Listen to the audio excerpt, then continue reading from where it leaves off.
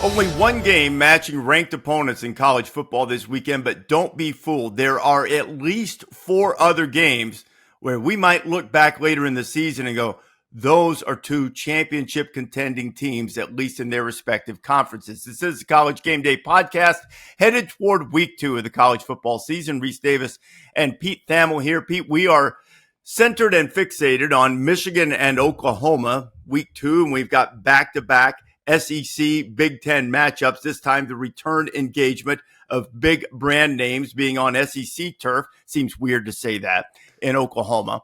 But as we start to spin forward to that, new rankings are out. We've had some shuffle. Ohio State is at the top. I have Ohio State number 2 in my rankings. We'll talk about that a little bit later on.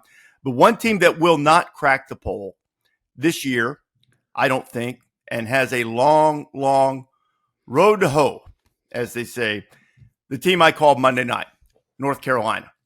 North Carolina and TCU, there are 2 aspects of this. TCU felt disrespected. They were irritated. They absolutely opened up a giant-sized can of whooping and applied it right to the Tar Heels' backside. They took their foot and put it where the sun doesn't shine on the Tar Heels. North Carolina, on the other hand, had a great opening script. I mean, Freddie Kitchens did exactly what he had told me on Sunday night he wanted to do. They would run the ball. They're going to try to double team guys up front, create seams, go, take some shots. It worked to perfection in the opening drive. Caleb Hood had a couple big runs, hit a couple big passes. And from there, the avalanche ensued, and there's no amount of scheming and ball plays that can fix the advantage that TCU had on North Carolina, which was on both lines of scrimmage. And that is going to continue every time North Carolina plays a high-level opponent this year. So as great as Bill Belichick is, as much as I say there's no rule against improvement, and North Carolina will improve as the season goes along, I have no doubt about that. They might catch somebody napping and get them in a game. But when they play the better teams, especially up front, they're going to have a problem. That's my assessment of what I saw Monday night. Yeah. I'm going to start with TCU because I think. Are you afraid to criticize North Carolina? Did you do that Monday, or did you do that early? Well, I said they didn't have any good players on TV, as I almost got trampled by the. That's right. You were busy calling the game. So Monday night, I did a pregame hit. Talked to the scouts. They had the blank depth chart. So needless to say, Rece, coming out of that game, 14 NFL teams. All the scouts are sitting on the sideline being like, look at what this joker did. And there's a 2 deep, and there's no names on the 2 deep. It's just blank. Left guard, blank. Center, blank. Right guard, blank. So, classic Bill Sutterfudge. But the Sutterfudge isn't as cute when you get ragdolled, right? So needless to say, bumping into those guys at halftime, they were like, oh, thank God. Maybe he's trying to hide the players, right? So North Carolina isn't good, Rece. I think it's very simple. They are not talented. Can they go win 6 games? Yes. Like, my takeaway off of what I saw and what I now expect is that unequivocally they are not a contender in the ACC. Yeah. All right. No, and if Bill Belichick does, he's a magician. But they're not talented enough. They have middling to lower end ACC talent from what I saw in one night. Now, Max Johnson can come in maybe at the quarterback and settle him down, and I'm certainly not declaring him the victor of that, but that seems like it could. That seems from performance. He did a good job. Max did a good job. Could be in the offing. Now, their schedule is preposterously easy, right? Yes. September is forgiving. They go to Charlotte. They have Richmond. They go to UCF, which is kind of in a similar state of, a lot of new guys rebuild. North Carolina, obviously, had 70 new players. And that, Clemson, Syracuse, Duke, and NC State are all, I would think, clearly better. But the rest of the games, Wake Forest, Virginia, although they appear improved, Cal's not bad. And Stanford, there's, they have the opportunity to win some football games. If they ended up in the Military Bowl or Birmingham, I wouldn't be surprised. But if they went 4-8, I wouldn't be shocked either. Right. I think you're right on it. They'll win these next 2 games. UCF, toss up maybe, but some of the other ones, no shot there as we spin this forward. On the other hand, TCU was right to feel overlooked, but it was also understandable to overlook them. The reason the game was important was because of Bill Belichick. And also, let me say this too. I'm not declaring that this won't work long term. Bill's in it. Correct. He's into it. He's recruiting well. It's good. They just need to acquire some more talent. They have some talented players. Thaddeus Dixon's a really good player at corner for them. He's going to be a pro. They have some other guys who later in their careers will develop, I have no doubt, under the Belichick regime. But for right now, the type of growth you get within the season, I think, is too daunting. I'll actually be surprised. I guess with their schedule, maybe they could win 6 and go to a bowl. But I'll be a little surprised if they go to a bowl. TCU, on the other hand, won 9 games last year, played very well in the second half of the season. Their defense played much better in the last 7 games than the first and carried that over after the opening drive. They were dominant up front. They got a lot of guys. Offensively, Josh Hoover's really good. He's really good, very accurate. A little more athletic than probably gets credit for. Kavorian Barnes healthy now. I think he was a revelation. I mean, he was Conference USA Freshman of the Year. His production went down each of the subsequent years after 22 at UTSA, but he's healthier now. They are determined to be able to find some balance in their offense, and they want him to be the bell cow to do it. The receivers are really good. McAllister coming back. Dwyer was terrific the other night as they picked on Marcus Allen and and Thaddeus Dixon, who I mentioned earlier, kind of tried to shut down McAllister. Didn't get a lot out of Manjack, but he's good. They've got 2 freshmen that I never called their names that they are really high on, that they expected to play a lot. And one of them, Ed Small, particularly. They're going to be really good. They're a contender in the Big 12. They're a legit contender to go to the playoff. And now the Big 12's got some other good teams, but I think TCU has a week to get on the back right on the proper emotional pitch after putting all of that into the Carolina performance. And they've got Abilene Christian. Then they've got the Skillet game, which is another redemption type feel to it because SMU hammered them last year. I think they rolled 66 on them. So, I'm really bullish on the Frogs and their opportunity to be a contender and make it to the Big 12 championship game.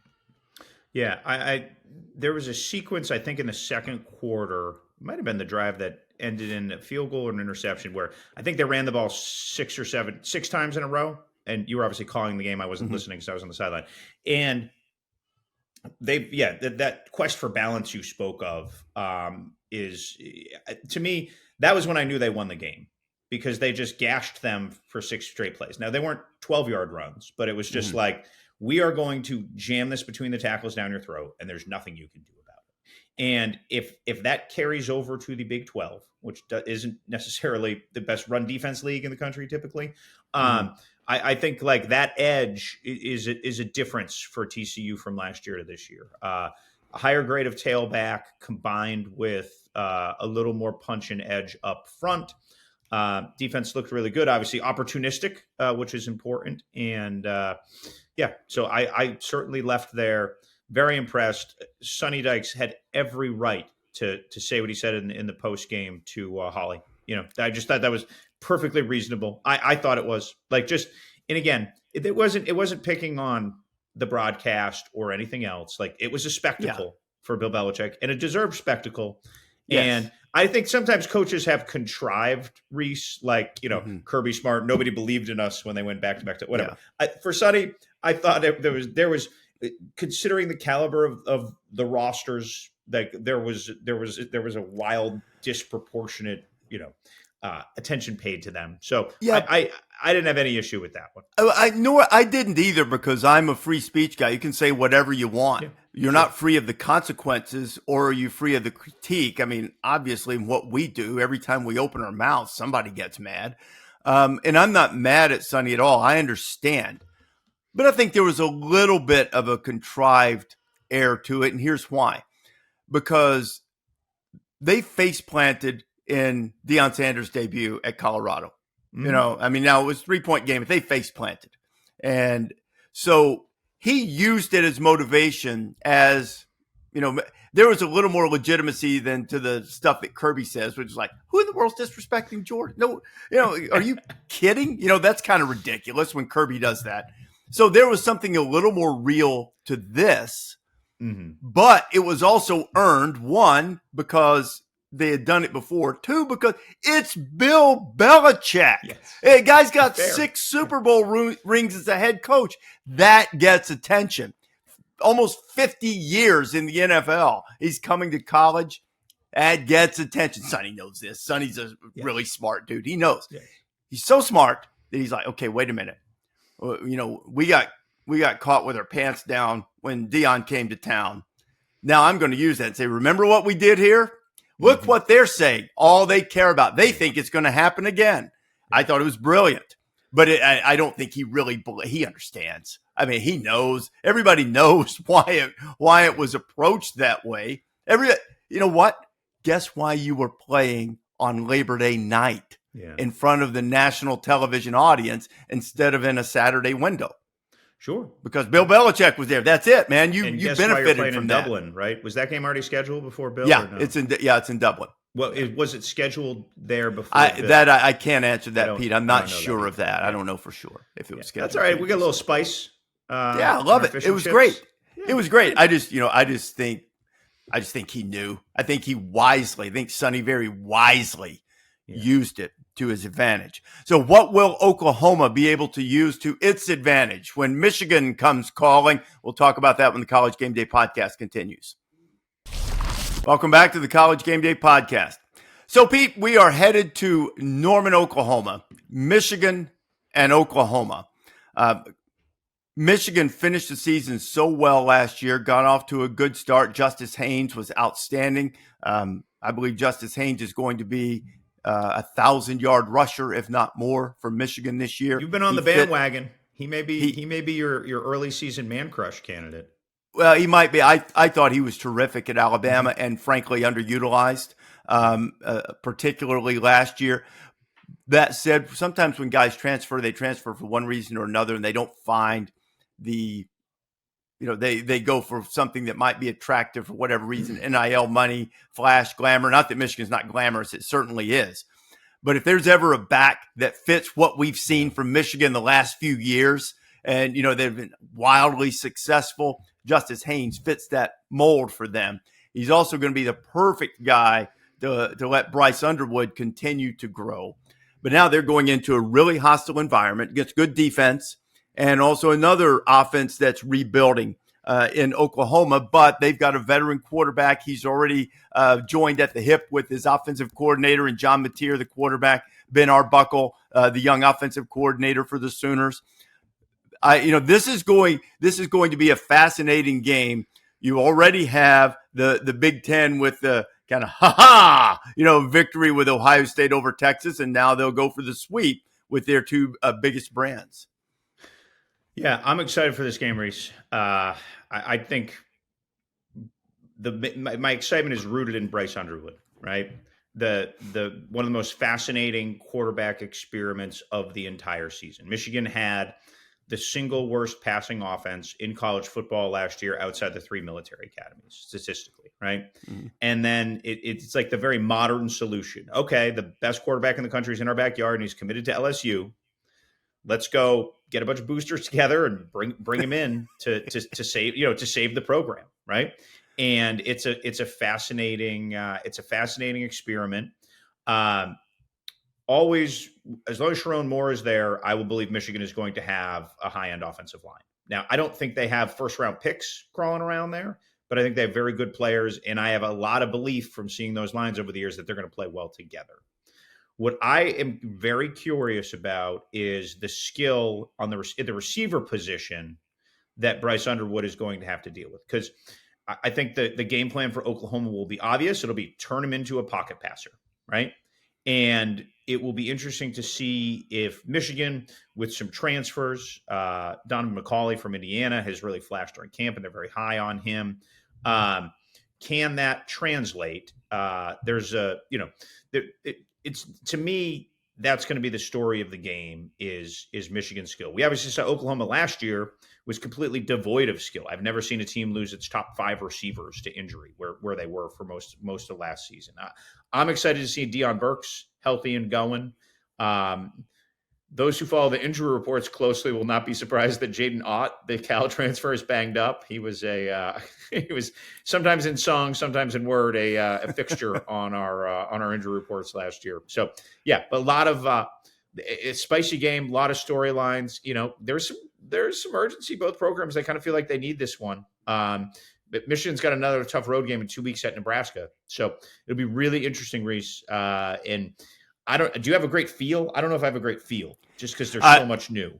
No, I would love on podcast. I think, you're supposed to be a hot take guy. Absolutely. I'm committed and believe this. And, I'm going to stake my claim and die on the hill, but I don't. I agree with you. I don't have a firm feeling on this because I think that the game is about to speed up for Mateer.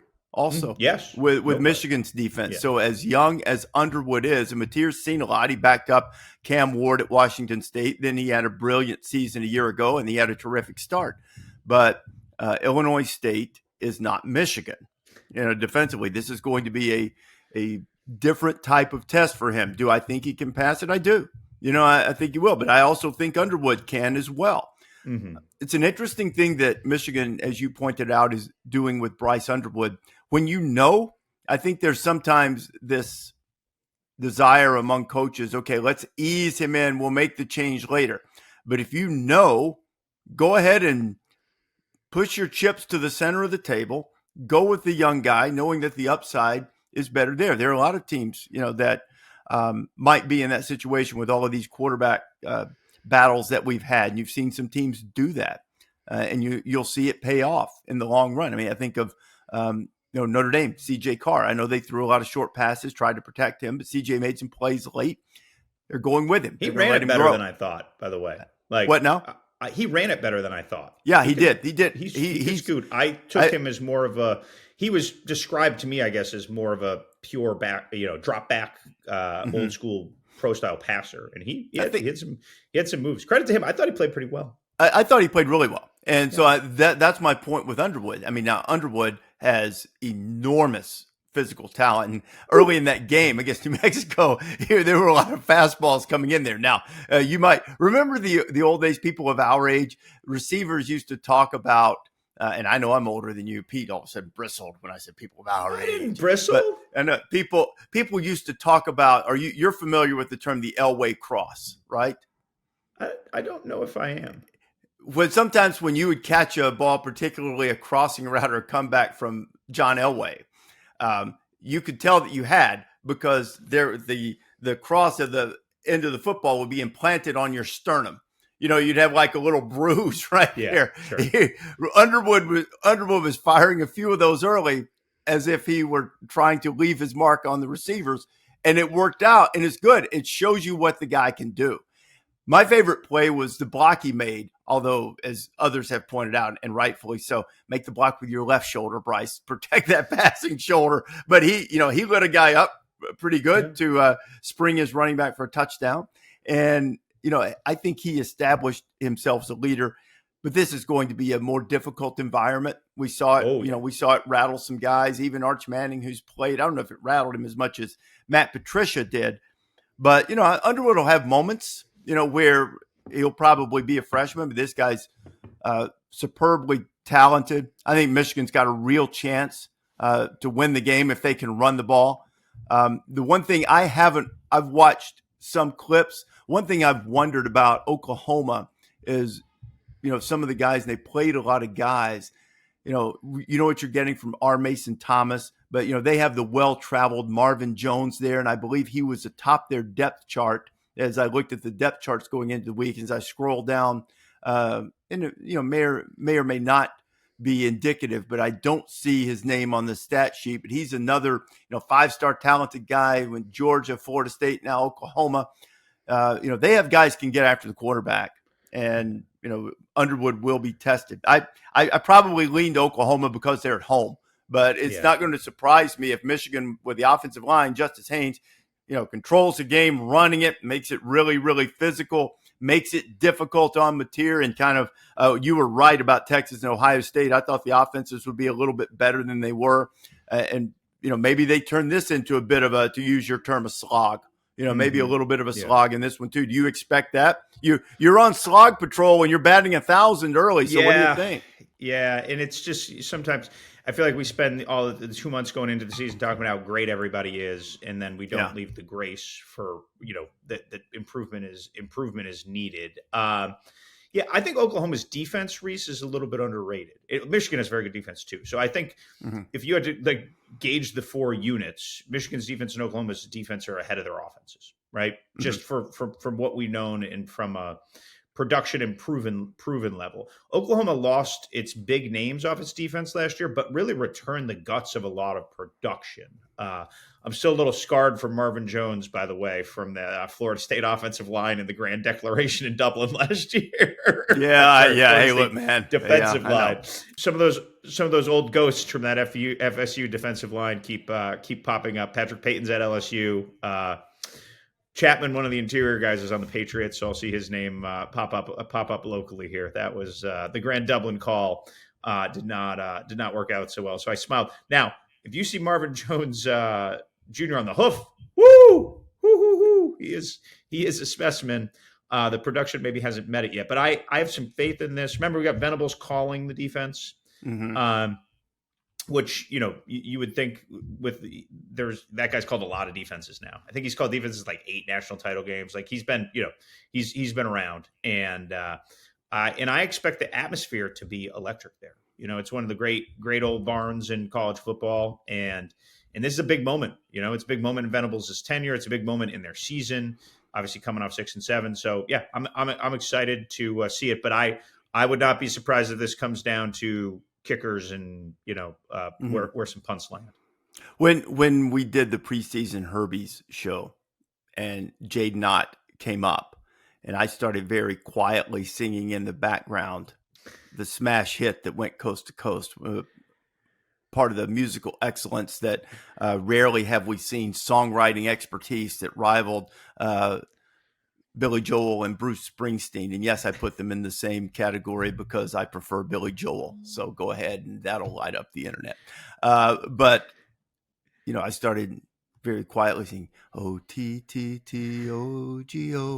Jaden Ott is hot to go. Cal didn't like that, Pete. They said that song stayed with Cal. Oh, he didn't get to use that. Where do you stand on that? The Oklahoma students to get like Jaden out a country jingle now. Chapel Roan. No. I think they just commandeer it. I love the Cal people, but the song's so good. It's so good. It just fits his last name. Yes. I just want to see if I can get them in the pre-show. O-T-T. So with a modest wording of a modest hijacking here, we were sitting at Media Days talking to John Mateer. Somebody asked him about Jaden Ott, and it's in the ESPN room, so it's like a smaller table. There's 4 of us, and I said, "John, have you heard the Jaden Ott song?" And he was like, "Song?" And I was like, "You haven't heard the song?" He's like, "No." So of course, I grab I had my laptop up, I throw it on, and he was excited. And took a video of it and sent it to Jaden Ott on Snapchat. Like he was like, your jingle is being played in here. So we had a good laugh. We had a good laugh about that. All right. So Michigan, Oklahoma, that is certainly the headliner. Pete and I come back. There are other games that might not be ranked versus ranked, but might be by the end of the season. All right, Pete, a few more games here that I think don't meet that ranked versus ranked criteria.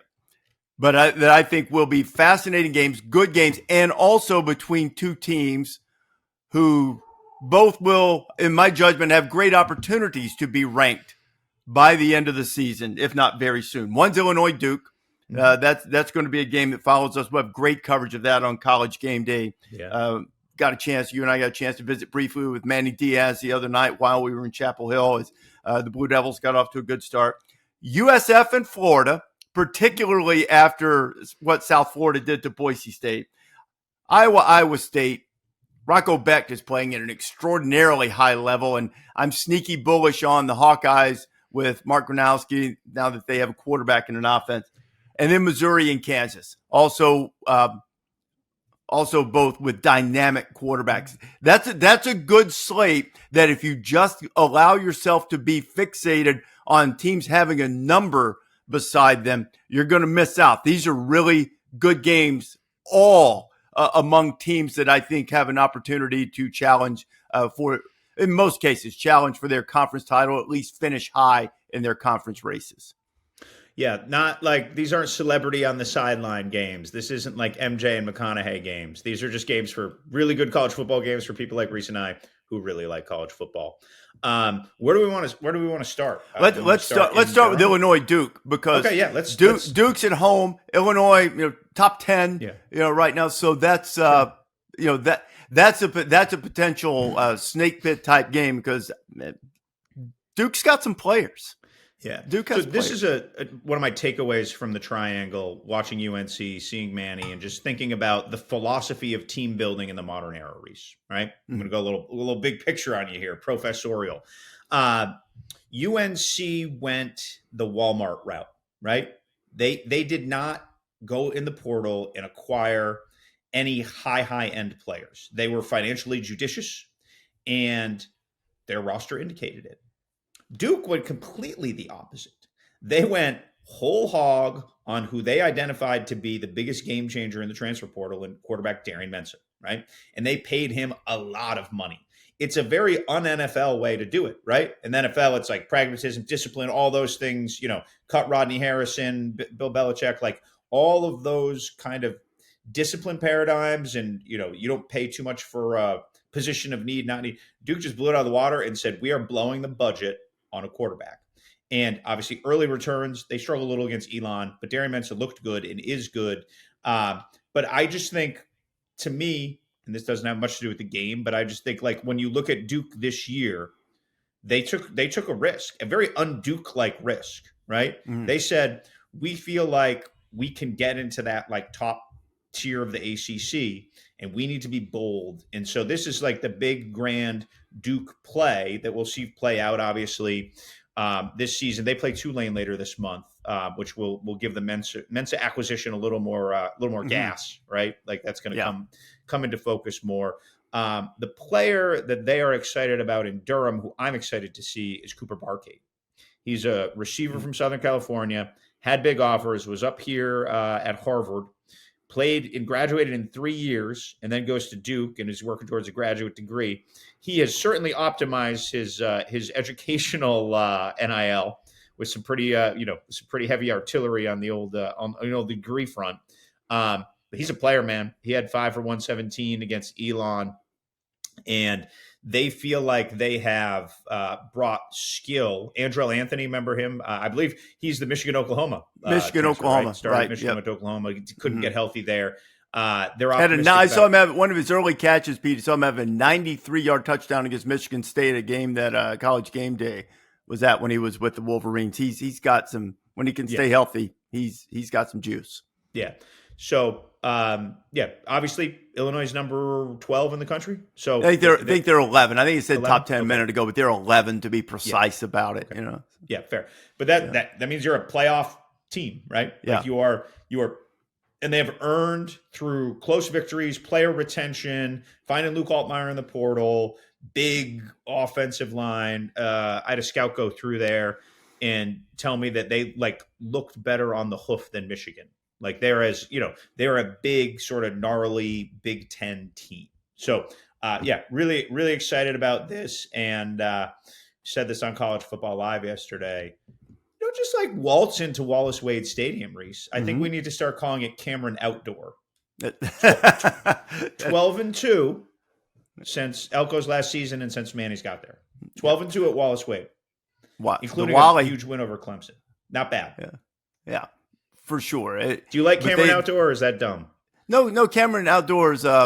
Cameron Outdoors solid. I like that. Although sometimes the other athletics teams at Duke have been known to bristle just a tad if everything's connected to hoops. But, Manny's done a good job of embracing both sides. John Shire has as well. And I would be remiss if I didn't say, as an aside, that Duke has a long history of mining talent from the Ivy League. But let me tell you something about Illinois. Little family drop. Little bit. Illinois. I know people scouts in your circle certainly know this guy, Gabe Ackas. J silent in the name, nothing else silent about his game. That dude is ill-tempered in the best possible way. Impressive guy. We've talked a little bit about our buddies at the Big Ten Network and the road shows that they do in the preseason. That's an impressive dude, to listen to and certainly to watch play. That's going to be the magic really, of that show is you get to know the guys. You know what I mean? Like you get to feel they do a great job. Yeah, you feel as if you've got that. Their personalities a little bit. The other game that I'm really fascinated by, and you don't want to overreact to one game or overreact to the fact that maybe Boise, without Genty still finding its way. They had a rough night turning the ball over. It got away from them. That happens. But I expected South Florida to be really good last year. They had injuries and they probably didn't live up to what they had hoped or what I thought they might be able to do. Watched them play against Boise the other night. Maybe they can. Now they take on Florida in what will be, a huge game for them. They've got guys that won't be intimidated by going into the swamp.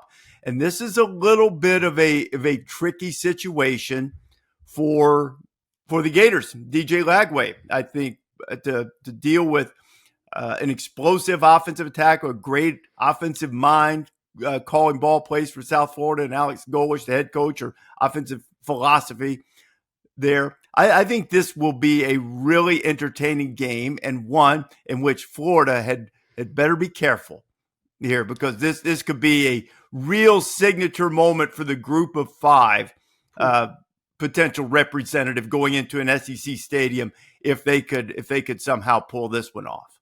They've got a lot of guys back from last year, too. They're Connolly on that returning production continuity chart. South Florida is number 11.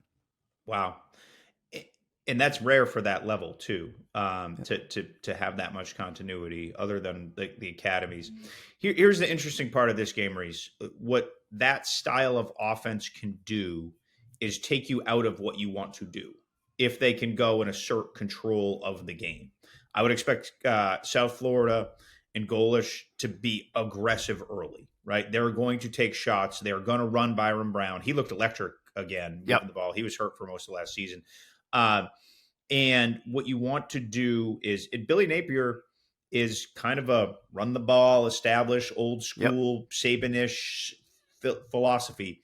And they're going to want to turn it into a shootout. And that's not how Florida would be comfortable playing. So I really think the first quarter, and if South Florida can wrestle the tempo, they can go a long way into making it a long, uncomfortable day for the Gators. Ultimately, I don't think they have the horses. I think Florida's pretty talented.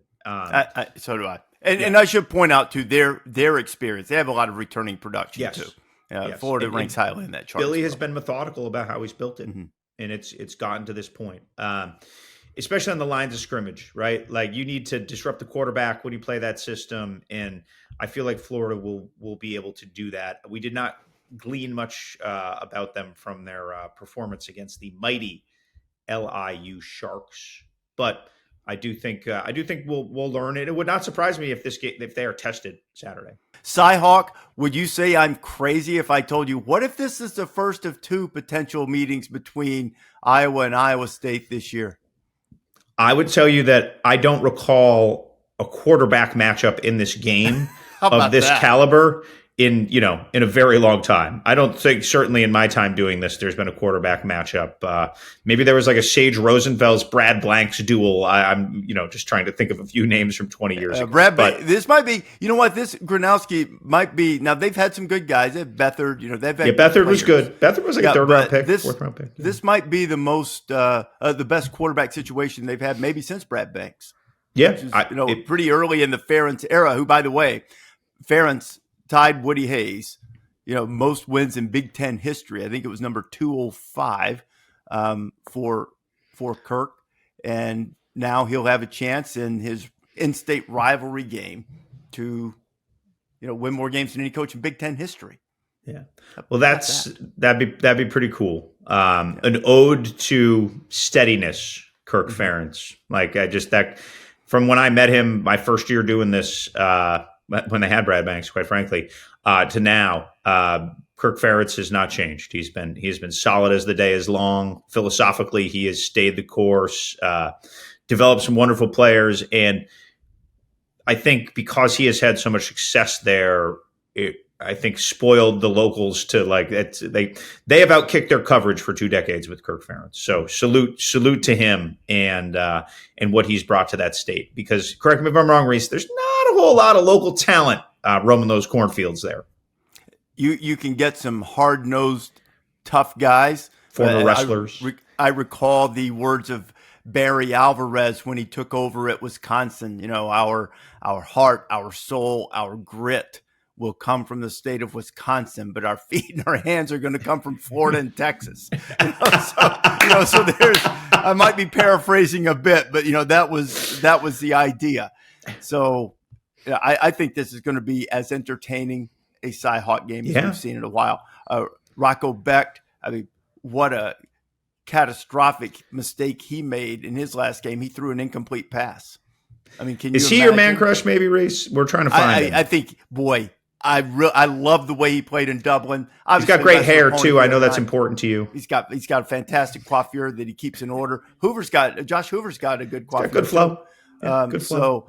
So these guys are off to great starts. Right, Big 12's got a lot of really good quarterback play, and I think Iowa's got improved quarterback play. Another little bit of a forgotten quarterback in the Big 12, Jalen Daniels of Kansas against Bo Pribula, played very well for Missouri. Yeah. That's a little border battle right now. I don't have Missouri in my top 25 at the moment. I could, because there's a cluster of teams that you could rank anywhere from 15 to just on the outside. So I know people might be upset by that, but I think they're a top 25 caliber team. Kansas, I didn't think so going in, but they're going to be well coached, and Daniels is dynamic, and they're off to a much better start than they got off to a year ago. Yeah, I think Missouri's defense probably hasn't been given the shine that it deserves, and I think ultimately they will win this game because they have one of the best collection of defensive ends in the country this year, Rece. Zion Young, I believe he had that fumble recovery against OU last year and brought it back. They have Damon Wilson, the transfer from Georgia. They have Darius Smith, who also transferred from Georgia, and Nate Johnson from App State. They've got the type of players who can disrupt Jalen Daniels. Mm-hmm. Now, look, Jalen Daniels is one of my favorite players in college football. Awesome kid, awesome spirit, endured a lot. 0-star to Heisman leader to then just a flurry of injuries the last couple of years. Certainly looks like he has his dynamism back. I think this could be the most fun game of the weekend. Just pure, little bit of chaos, some scoring. You got 2 quarterbacks running around, two programs, or really like fan bases more than the programs. 2 fan bases that genuinely don't like each other. No, all right, they do not. We do foster fan hatred here. Like, that makes college football great. Irrational emotion makes college football great, and there's a lot of irrational border war emotion. It's part of the fun. Before we bounce here, we need to talk rankings a little bit, because that's what we do on the pod that we record on Wednesday. I still vote in the AP. Going to do it this year. I don't know how much longer I'm going to do it, but I'm doing it again this year. You're never going to quit. You always say that, but you're never going to quit. I know it. Every year I think, okay, this is my last year. I'd have to think it focuses you, though. Like, you have to have such it's. How long does it take you to do it? Initially it takes, I don't know, a few hours, but then after that, my whole goal is not to overreact. Okay. But I also firmly believe in moving teams wildly up and down the first couple of weeks. Sure.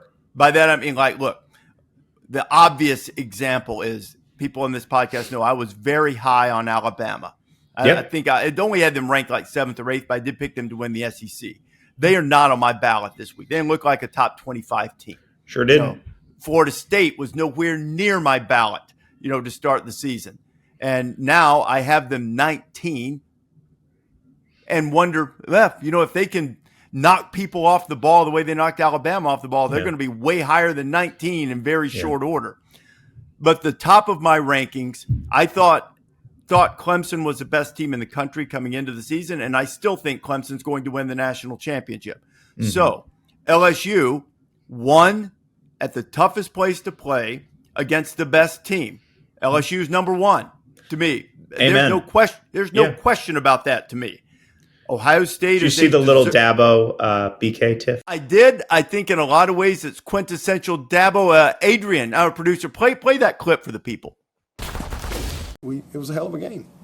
Down to the last play, right out of the gate. It's like getting the final exam day one of class. They made a 65, we made a 58. I mean, I thought we dominated him in the second half. So he's either a really good grader for giving himself a 58, or he's a really hard grader on us, or he didn't see the second half, which that might be the case. He might not have wanted to see the second half. It is something that comes along with Dabo that I love Dabo. We often say a lot of times with coaches, you're not really friends, but you're friendly. I would say I'm as friendly with Dabo and have as much respect for him as probably any coach in the country. I think a lot of Dabo Swinney. Don't love it when he does that. Don't love it because I don't think he intends it to come off. He gets his back up, and he bristles and he lashes a little bit, and I think it's unbecoming for what he has accomplished. He'd be better served just to say LSU outplayed us in key moments and won the game.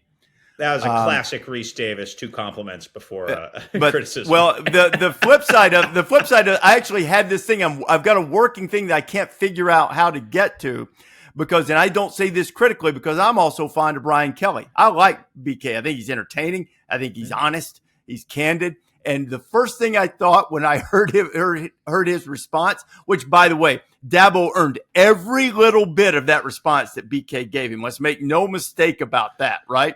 But the first thing I thought when that came out of BK's mouth, that is the epitome of what Pete Thamel was talking about when he says someone is a masshole. Yes. That is authentic Brian Kelly, and that is a compliment to new listeners of the podcast. Right. There are a few of us in college football. Bill O'Brien falls in that category. Chip Kelly's like honorary because he's from New Hampshire. And that's fine. Just a little bit of edge, a little bit of snark. Sarcasm is our love language, Rece. It is. That was good. So I've got Ohio State number 2. Really impressive. They won a big game against a great team at home. Yeah. Miami did the same. I've got them 1, 2, 3. Left Penn State where it was. Penn State didn't have any challenge. But here's where I might raise an eyebrow or two. I've got Clemson 5, Texas 6, Notre Dame 7. You went out, you played these games. You played close games. You didn't win. I'm not dropping you to 15. Yeah. Now, you got to play better to hold it because Georgia and Oregon and Illinois this week. That's why I said earlier Illinois number 10 because that's where I have them ranked. They have chances now. And when you accomplish something, then maybe you do move ahead of the teams that lost these games. But to me, Clemson lost by a touchdown, probably should have been 2, but lost by a touchdown at home. Texas lost by a touchdown on the road, and Notre Dame went in and lost by a field goal with a quarterback that's never played. I mean, those still look like playoff teams to me. They challenged themselves. They played a tough game. They played well, and they lost. So that's how I went about the rankings this week. So the 3 teams that lost the 3 big games to me are still in the top 7 with Penn State sandwiched in there. And DJ, one of our producers here, is upset with me because Georgia is still number 8. But you can have Georgia. Georgia's in that mix. They'd be anywhere from. They're going to have plenty of times to climb. This is a real time snapshot, not a projection of where this is going to be in December. So. The one thing I would say, and I'll leave this on the rankings, there are teams that. Because I've said this a number of times, you can't argue this on X. It's a fool's errand to try to, debate where you stack teams up. For the most part, it's more, I view it more as all of these teams are in rows rather than columns, but they don't let you rank them in rows. Like, for instance, I have I have Iowa State 14, and I probably, just be honest, probably have South Carolina a little low at 21. But to me, there's not really any difference. You have to stack them up in some order. Yeah. All those teams, I would even go all the way up to 10, where I have Illinois, and all the way through a couple of teams I didn't rank, most notably Utah. They're all the same to me right now. They all have potential to move up, but there's no discernible difference, between Tennessee and SMU right now. I don't think. Maybe there will be in 4 weeks, but as we sit here after week 1, I don't see it. So you have to stack them up. People get mad, but that's part of the fun. Like, what was the phrase you used earlier? Irrational passion or something like that? Yeah, college football is fueled by irrational emotion. Yeah, it's just and that's it. That's the highest compliment to the sport. It doesn't make any sense. That's why, and all of this stuff that happens in a great regular season. Yes. And that's why you don't expand the playoff to 24-28. Oh, Rece, are you against that? I haven't gleaned that from you. You hadn't reviewed. Have you said that publicly? Yes, I have. I've just said it again, just to reiterate the point and double underline it. Texas, Ohio State on Saturday. The Corso send-off was amazing. Great fun. But just the game. Texas and Ohio State. You'd say, well, it won't hurt anybody to play that game if we go to 24-28. It also won't help them. And there will come a time, if you make this thing too big and you make it all about your conference play, if you do that, then sooner or later, maybe not in 3 years, maybe Pete and I will be retired. Maybe Pete will be on the Cape and I'll be much further south, retired away. But at some point, some coach is going to say, load management. Not going to play my quarterback. I've got a game against Mississippi State that counts next week at Texas. I can't. I'll play Arch a quarter. And let's pull him out because the Ohio State game won't matter. You don't want that. If you don't like how it is now, bucko, just wait till you see what comes next if you expand this further. And that's all I've got to say about that. So, Pete, we've modified the way that we're going to do our game picks because for all of the cool things that we do on game day and hopefully all of the insight that we bring here, the number one thing that people like to do is, you missed that pick. So we've got to give the people what they want, make some picks. We're doing it with a 6-pack of picks each week. You probably give LSU's social media team what they want? Yeah, I did. That was good. Any publicity is good publicity. Yes. I wonder. They gave us a lot. You know what I do? I channel my inner Bill Raftery every time all of that nonsense comes, and the people on the X machine going, "You should apologize." Like, I channel two things: my inner Bill Raftery and my inner Conor McGregor. I apologize for absolutely nothing to all of you. And the other thing, the Raftery one is, when Raftery would get some of that junk from coaches about something he'd said earlier in his career, he would just, look at them and say something to the effect of, "I must have missed all the thank you notes you sent for the nice things I said." So I have not gotten one single thank you note in my career with a postmark Baton Rouge. So you're welcome. All right. And I got you ranked number 1 this week. I wonder how many thank you notes I'll get from Baton Rouge. 0. That's how many.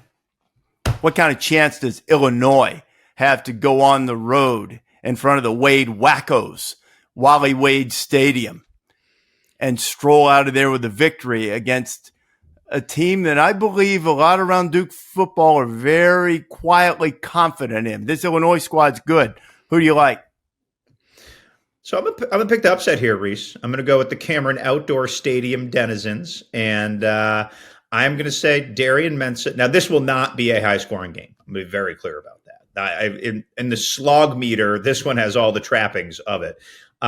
Look, Illinois could lean on Duke with its offensive line. A couple of their tackles were dinged up. As those who are going to be watching closely, keep an eye on that. They came back in the game in their opener, but Illinois looks like a quintessential Big Ten outfit. I just think Duke might have enough pop to beat them. So I am going to take Duke 20-17. Look for some punts. Look for some field goals. Yeah, this is both coaches coach with a bit of a defensive mentality, right? Like that nobody's trying to score 42 here today, but I think Mensa has weapons, can do it. Duke has an elite ACC for the ACC. They have a high-end defensive line. They have a great corner. I just really feel like Duke has the personnel to match up here and give Illinois everything it wants. I agree with every assessment you made, and I've been leaning to picking Duke in the upset, top 10, top 11 team going on the road, sneaky good team, and what will be, with all due respect to the Wade Wackos, probably a little bit of a sleepy environment, especially early in the day. Maybe road team gets caught. It has all the makings, right? I just think Illinois might be really, really solid and really equipped and built with the experience to go in and win a game like that. They won a bunch of close games last year. That scares me a little bit, to be honest, because the on the one side, you say a team has learned to win close games. On the other hand, the other shoe often drops the following year. I think it's a field goal game too. I think Duke's really good. I'm going to say Illinois finds a way to squeeze it out and pull it out late. And to be totally candid, because I'm never anything but on this podcast, if you had picked Illinois, this is how close I think it is. I'm not ever going to just pick against you, but had you picked Illinois, I probably would have gone the other way as you did and take Duke in the upset. Fair. I'd be shocked if it's not a close game. Me too. I think it's going to be terrific. We touched on this a little bit earlier in the pod, but didn't make the pick. Cy-Hawk game, in-state rivalry, Iowa and Iowa State. Historically, over the, certainly for a long time, the last 15 years, the Cyclones on numerous occasions have found unbelievably painful ways to snatch defeat from the jaws of victory in this rivalry. They seem to have maybe gotten past that a little bit with some wins in recent years. They've got a dude at quarterback, but now all of a sudden Iowa and Mark Gronowski, they may have a dude at quarterback. We can't crown him with the Heisman yet. He was unbelievable at the FCS level. He accounted for more touchdowns in his time by himself, either running or passing, than Iowa scored in the same time span while Gronowski was playing quarterback at South Dakota State. It's a step up in competition, and here's his biggest test this week. But I think he's a veteran player, good player, and Iowa's got other pieces that will keep this game tight. Which way do you go? I'm going to go with the Cyclones. I believe Gronowski in September at some point can break Kellen Moore's record for Division I wins as a starting quarterback. He is close to that. I've written that in the past. He's at 50 now, I think, with the win that he had in the opener. And I think do you love that stat? Do you like those? I love starting. You and I disagree on this. Yeah, I don't buy it. They're not starting pitchers. Total non sequitur. There's no stat warehouse that's easily accessible online that lists games started and then record as a starter. It's like a tricky stat to dig up, but I just think it's a good snapshot of a guy, especially in this portal era. So anyway, give me the Cyclones and Bush Light, Natty Light, wide right. What is it? I forget. Yeah.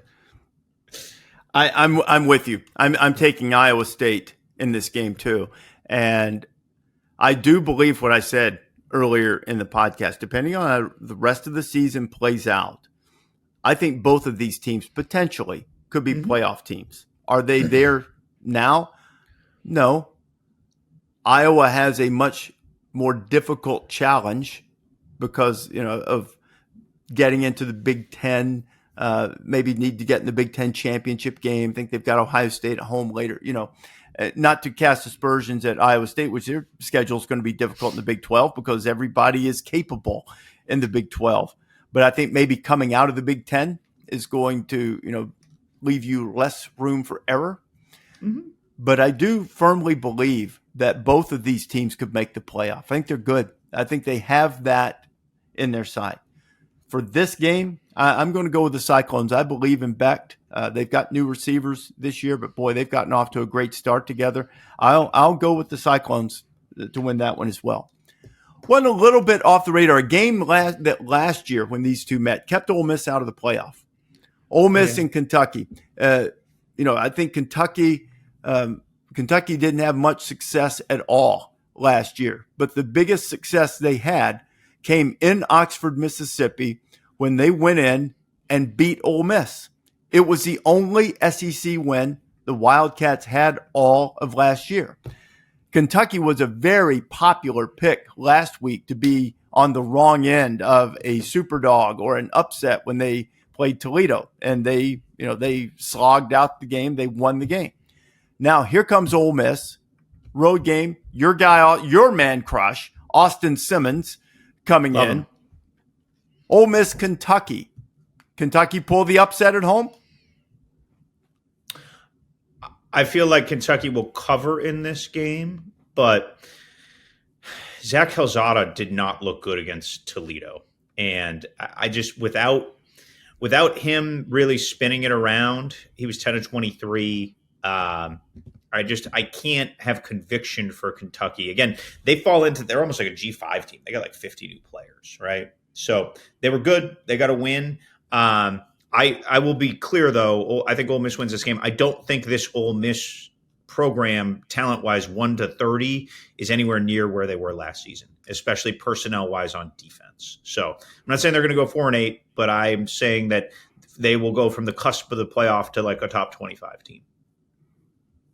I think Ole Miss wins this game easily. Yeah. I agree with everything you said. And then Ole Miss has 3 games at home after this, Arkansas, Tulane, and LSU, that we'll find out a lot more about where they are. My assessment of them is like yours. I think they're good. They're talented.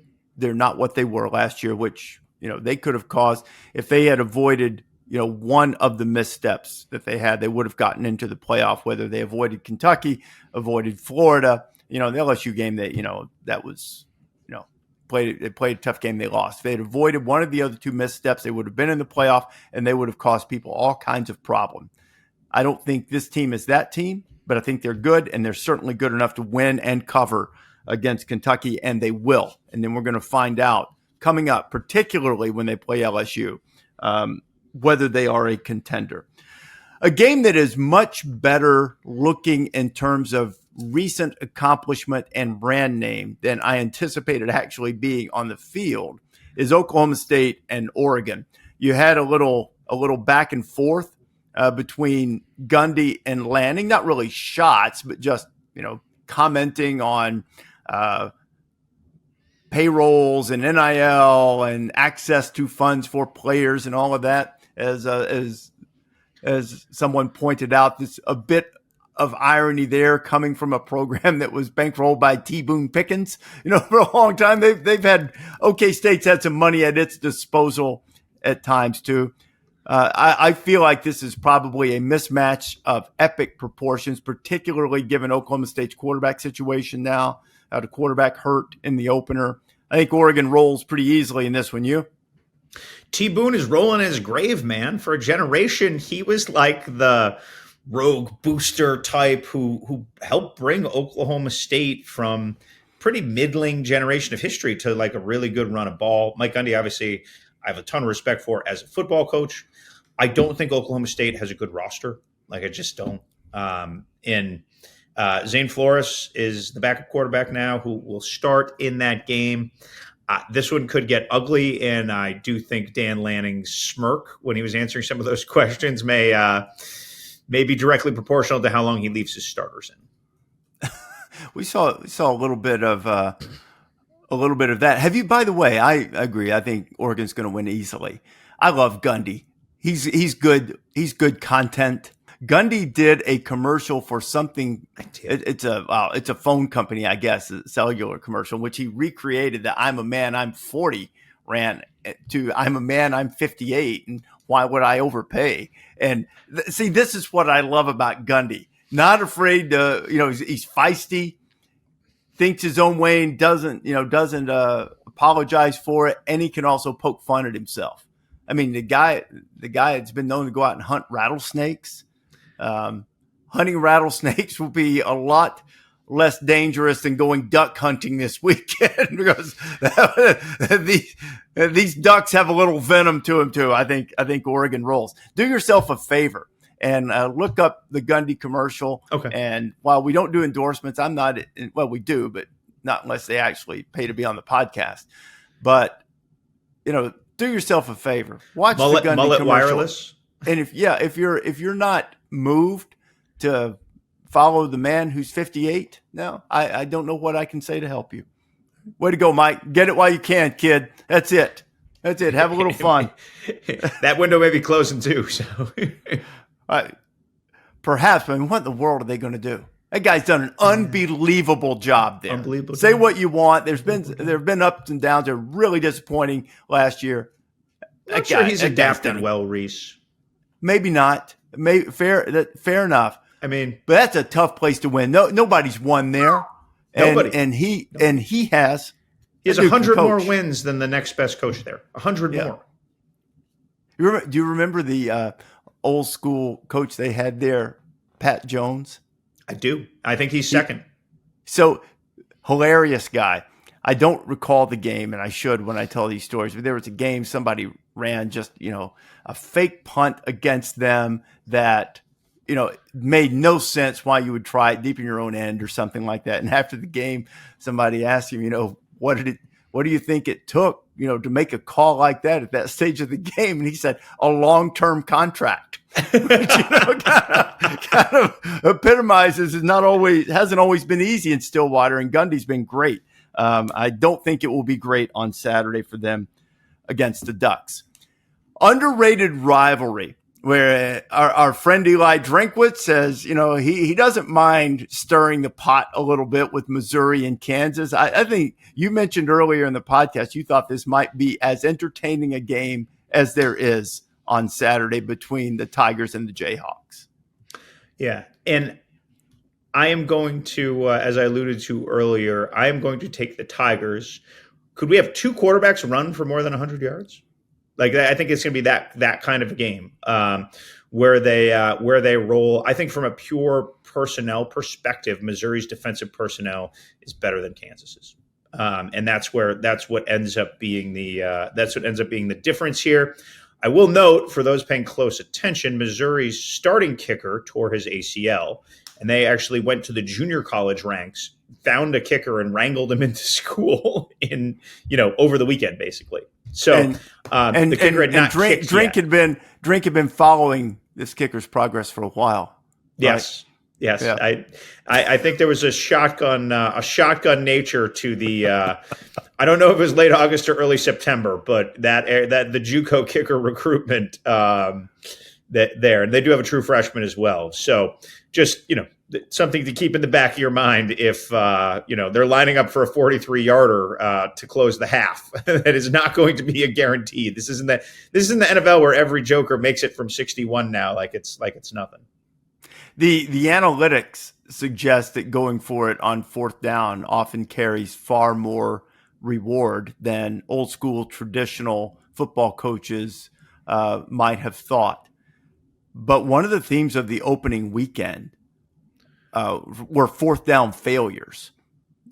Teams hurt themselves. Texas was most notable and among those teams that did, but there were a number of them that, you saw why the analytics would tell you to go, but the downside is when you don't get it, what happens after that? You change the momentum of the game. Baylor and Auburn is another example for sure. But if you are uncertain of your kicker, this might impact how many times Drink goes for it on fourth down. And it might also impact maybe what the real key will be.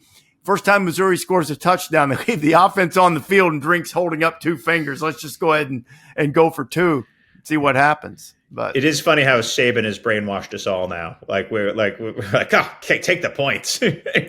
Well, you know what? It was fun. I asked him on the way back from dinner because, watching the Baylor-Auburn game, Baylor chose not to. And I said, okay, where's the line of delineation? Because, look, he went for it on fourth down too. Sure. That, he didn't take the points every time. And he basically said one and inside we were going.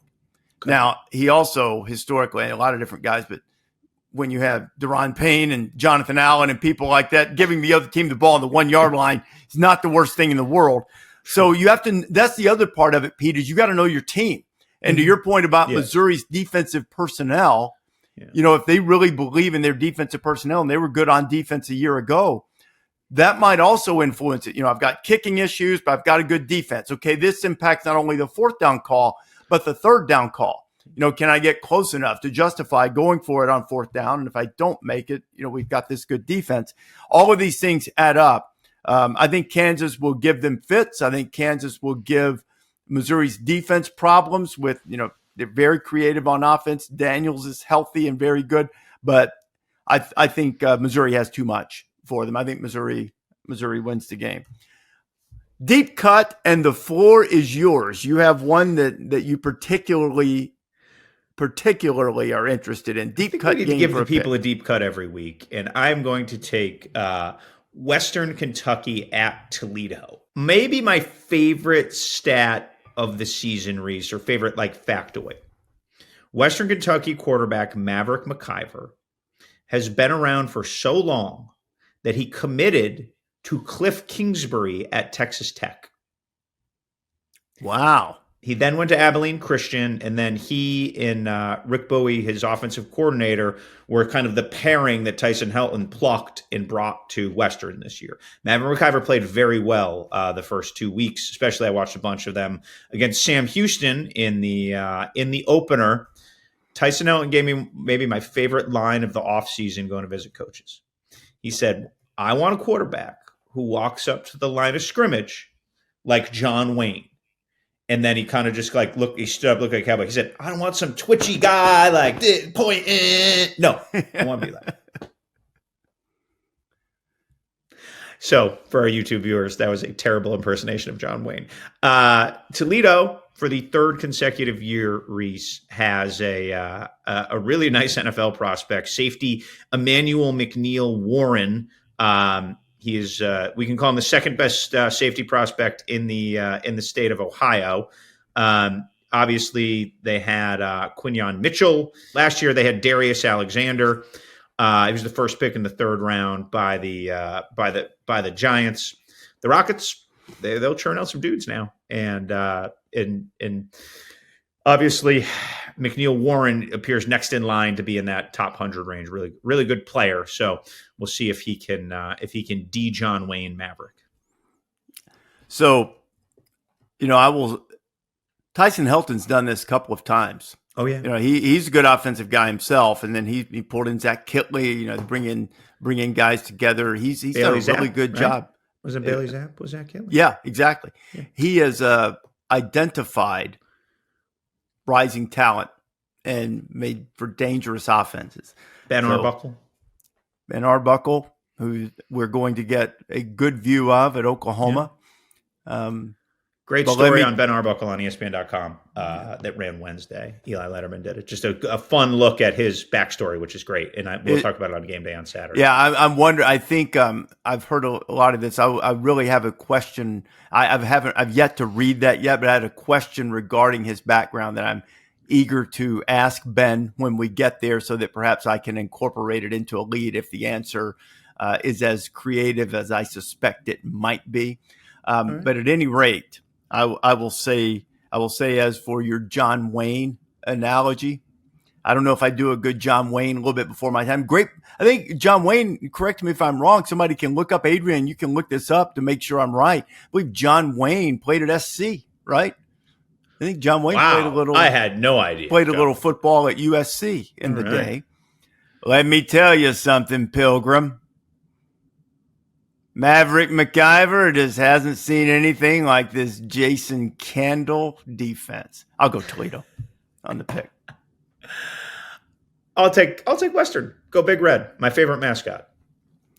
Well, Toledo didn't quite come through against Kentucky, and I was grateful for that because I think, although they might have covered because I think Herb Street got the cover on Superdog. It was 24-16 Yeah. Yeah, I think it was 10. So I think he did. So that's unfortunate. If Toledo, I wish they hadn't scored again. That would have been better if they didn't. But, how about this for a little here it is. I just looked it up. He lost his football scholarship to USC due to a body surfing accident. John Wayne. Wow. It worked out okay for him. He did all right. Are you an aficionado of old Westerns? Zero. None of it. None? Like not a one. I bet father, you are, Rece. No, you know what? Not really. Although I watched a lot because my dad loved watching the old Western channel. Yeah, sure. And years ago, as we go down story time, when I was calling basketball games with Bob Knight loved old Westerns. Loved old Westerns. And so my dad met us someplace before my dad got ill. Met us. We were calling a game maybe in Starkville or somewhere. And my dad drove down. And so when I'm introducing him to Bob, I said, you two guys, we were at dinner. I said, you two guys have something in common. You guys will sit there and watch the old Westerns all day. And so and then we lost them for the rest of the night because they're basically, comparing notes on old Westerns and ones they like and different things. My dad loved the old Western movies. And this is what we've lost as a culture, Pete. He also liked the Dirty Harry, Clint Eastwood movies and, blow them up, shoot them up, whatever, all of that stuff, And my mom at many times would walk in and she would say to him, "This is so violent. How can you watch this? This is terrible." And he would look at her almost with an incredulous look and go, "Well, it's not real." It's like, we worry so much these days about influencing the young generation. And it's true. We were very careful with what our kids watch and all of that kind of thing. And that's a wise thing to do because like with everything else in life, there are limits. There are things that are way too far. You don't need to watch and need to be exposed to.